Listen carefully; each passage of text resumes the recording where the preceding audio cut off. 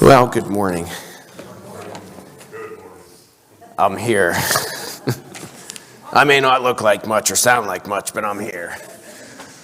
What better way to bring in the new year than to bring it in sick, right? Our trip to Michigan got canceled. We're going to take it in a couple weeks, so I guess not technically canceled, just postponed.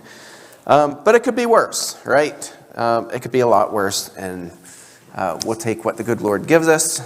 We are very grateful. New year means new theme, and I really wrestle with this every year, and I always get excited for New Year's and new themes and the direction for which we can head.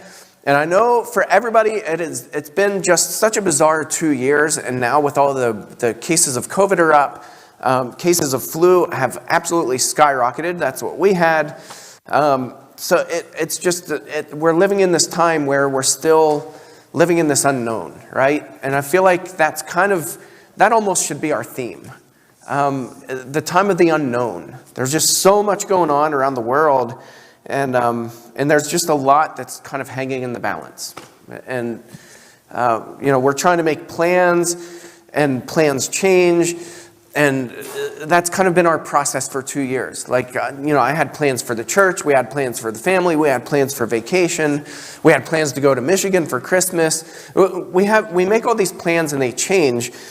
And I was thinking through this, over the last 2 years and leading up to before we all got sick, I thought, isn't that it? We make our plans and those plans constantly change. But it's God who directs and establishes our steps, right? It's important to make plans, and I'm going to talk about that a lot today. I am all for making plans, and I think it's absolutely foolish, reckless, and lazy to not make plans. But plans change, and we have to be willing to adapt. But it's God who establishes our steps, and I think that's so exciting. And I think that's why churches like ours and churches that are small and there's small struggling churches that just do incredible things for the kingdom. And I think that's so exciting. I look around, I've talked about this a lot over the last 2 years. I've seen so many of my friends just hang it up for ministry. Several of my friends have resigned from ministry and been like, you know what, this is just too much. And I'm like, what's too much? Life? Struggles, unknowns, what's too much and why? And I don't know, maybe that's part of that personality. I just don't give up. Natalie was telling me even this morning, she's like, you should just not go. She's like, I woke up feeling really, not sick, but just blah. And I was like, I don't know if my voice is going to hold out. She's like, just don't go. And I'm like, I can't do that. That's not my personality. I can't quit. I can't stop. And so I was thinking through all these things, and I was like, there's so much good that God does through churches that really plan and push forward. We were talking in class this morning about the church in Antioch, and we were talking about how when tragedy strikes, and their tragedy was persecution. When tragedy strikes, you have to assess and look at the facts and plan your steps based on what the facts present themselves as. In the church in Antioch, they were hiding. They literally chiseled out a church, a place to worship, inside a cave because they were hiding from Saul, who was persecuting the church. Excuse me, the irony in that is that church in Antioch became the sending church for Paul on all his missionary journeys.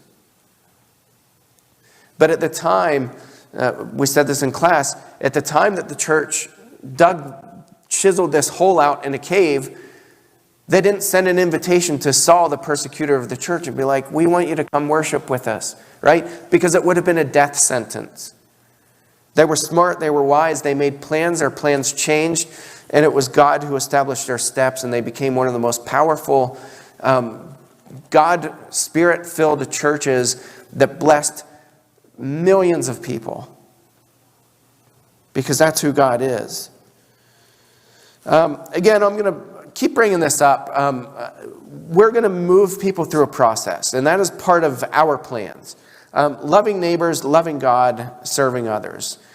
Getting people in our homes, eating with people, just loving on your neighbors, being there for them when tragedy strikes. Loving God, getting people to worship, getting people to fall in love with God.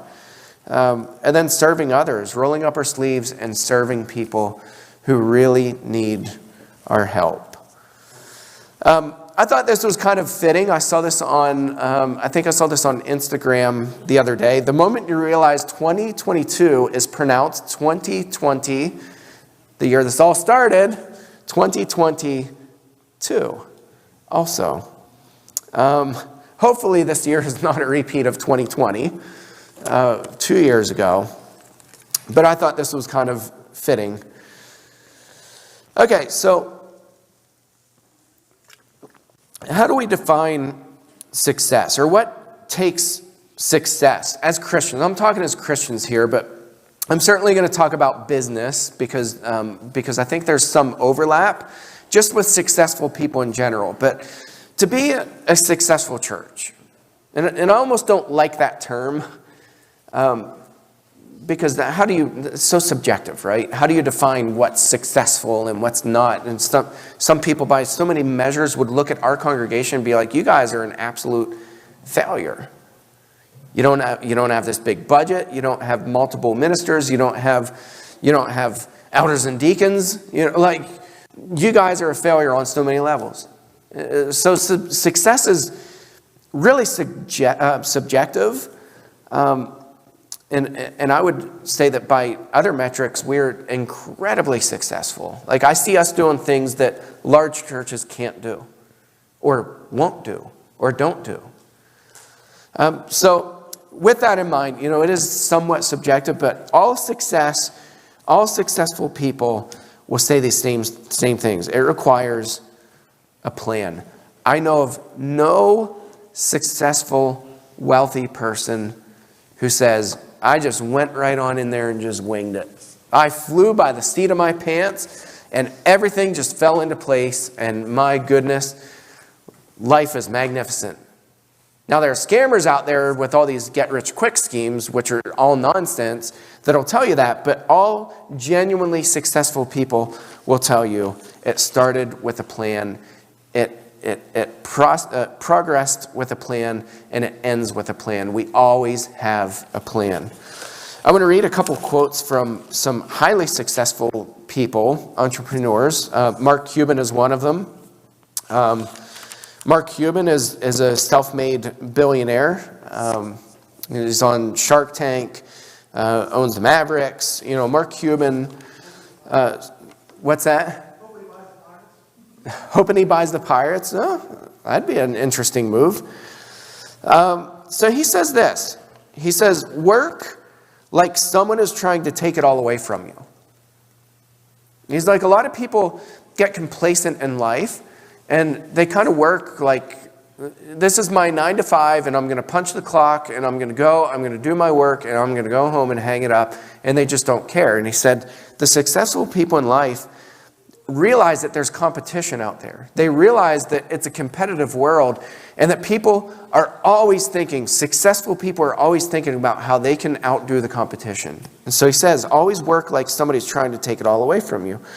And then he referenced his time on Shark Tank, and he said, I can tell immediately if someone is serious about a business because they'll come prepared. They'll have done all their research, and they'll know everything about numbers and what the competition is doing. How they answer my questions tells me everything I need to know about whether they're lazy or not. And he said, lazy people will never be successful. Apply that to our spiritual lives, because the same statement is exactly true. Lazy people will never be successful. And he says, winners outwork everyone. What'd you say? Is DP asleep back there?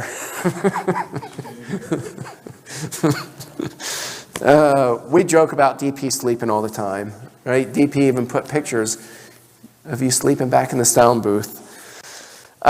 Dan Pena is another self-made billionaire. Kind of hard to listen to him, I guess, as a Christian, because he's pretty vulgar. So I'm not going to say, send your young kids and let them listen to Dan Pena, for advice, because he cusses a lot. But the point is, he's a self-made billionaire. He started from $820, literally, to a billionaire. And he says, show me your friends and I'll show you your future. Show me your friends and I'll show you your future. He said, you want to fail at life? Surround yourself with people who never go anywhere. Are you listening, young kids? Right? You're welcome, parents. He says, every successful billionaire started with nothing. And he said, all of us slept on a couch in the office or the garage. And he mentioned Bill Gates, who slept in his garage. Elon Musk, who was dirt poor, he slept on the couch. Steve Jobs slept in the garage on the couch. Dan Pena would sleep on the couch in his office because he just didn't have anywhere to go. Like, he literally was that poor. But they worked and they worked and they never gave up. He said, being successful is about a mindset and it's about setting goals. And he said, if you want $1 million, you'll get $1 million, not 1.5. He said, but if you want $10 million, you'll make 10 million and not anything more. He said, failure is just testing. We need to be prepared to fail. And he said, what gets measured gets accomplished. Without measurement, you're just fooling yourself. And he says, how many people listening practiced being successful today? That's kind of an interesting question. How many people listening right now practiced being successful today? And then he talks about how he practiced being successful, and he still does this through daily affirmations, through writing plans out, through doing all these different things. And he says, I thought this was kind of interesting. He said, when I was dirt poor, he said, I had no money to my name whatsoever. He's like, I would go to a Rolls Royce dealership and I would sit in the car and I would smell the leather. And I'd be like, I'm going to be sitting in one of these cars soon. And he said, I'd go to see these houses that I couldn't afford, and I'd walk in and the realtor would be like, where are your parents? And he's like, oh no, he's like, this is going to be my house one day. And he said he would go to restaurants that he couldn't afford, and he wouldn't be able to buy food, but he'd go anyway. And he'd be like, he'd sit down and be like, well, this is what it would be like, or will be like when I'm able to afford this lifestyle. And he said within a year, he went from $820. He said he bought his first Rolls Royce in his car. He paid cash. I mean, this guy, he said it's all about a mindset. But a plan has to be in place. All success requires a plan. It requires extreme dedication and commitment, absolute commitment to this. It doesn't just happen. And this is a reminder for us as Christians. Right? We hear a lot of times, well, God will just bless. We just pray and God will bless. He'll bless the church, or He'll bless this ministry, or He'll bless, whatever efforts we're trying to do, the mission work that we do as a church, on and on and on. Yes and no. It still requires work. Isn't that what Jesus prayed for? He said, the fields are ripened for harvest, Lord, but I need to pray for workers.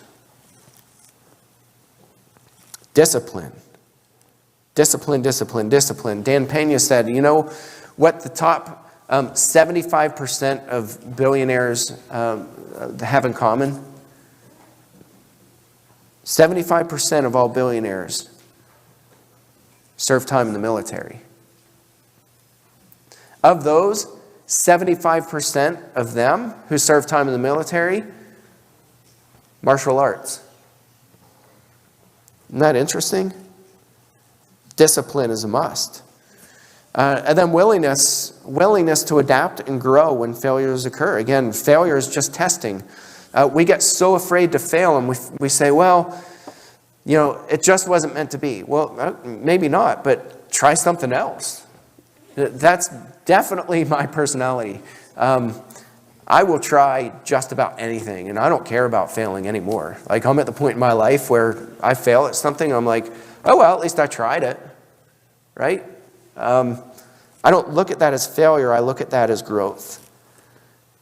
At least you know what not to do the next time. And it requires an ability to listen to and to ignore criticism. You have to listen to people who criticize you, who actually know what they're talking about. And you need to block out the criticism from people who don't know what they're talking about. Do we ever fall into this trap? We get criticism from people who know nothing about anything that we're working on, and it kills our spirit. And we're like, well, maybe they're right. Maybe they don't know the first thing about your area of expertise or your area of giftedness, what your spiritual gifts are.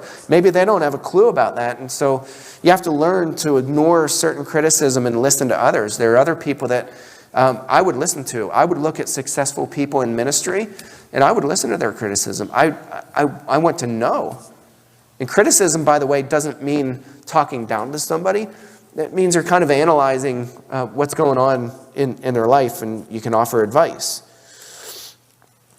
And finally, all success requires time. There is no magic wand. There's no magic wand in life. There's no magic wand in the church. You can't pray success into happening. It takes time. It takes time. Proverbs 16:3. Our theme is 16:9, but I went back and pulled from 3 and 8. Proverbs 16:3 says, commit your work to the Lord. There's that dedication. And your plans will be established. Not God's. Isn't that interesting? Not God's plans. Your plans. God gives us freedom to come up with plans. It's okay to plan your life. It's okay to come up with plans on your own. I can promise you they're going to change along the way. They're going to change a lot. You have to be willing to adapt. But they're your plans. Commit your work to the Lord, and your plans will be established. And then verse 8, better is a little with righteousness than great revenues with injustice. Be honest. That's what the Proverbs saying. It's better to make a little bit of progress and to be a righteous person than to have these great revenues and to be filled with injustices. And then the next verse, verse 9, our theme for the year, the heart of man plans his way, but the Lord establishes his steps. God will establish our steps as a congregation, as individuals. I say will, as if it's something that's going to happen in the future. God is establishing our steps. And this year, as we walk through this theme, we'll talk about what that looks like practically, as individuals and as a congregation. But the message is yours. If there's anybody this morning who has not yet taken that step to put Christ on in baptism, we'd encourage you to do that. If you have prayer needs, you can come up. We're all going to stand and sing together, and let's kick off this new year.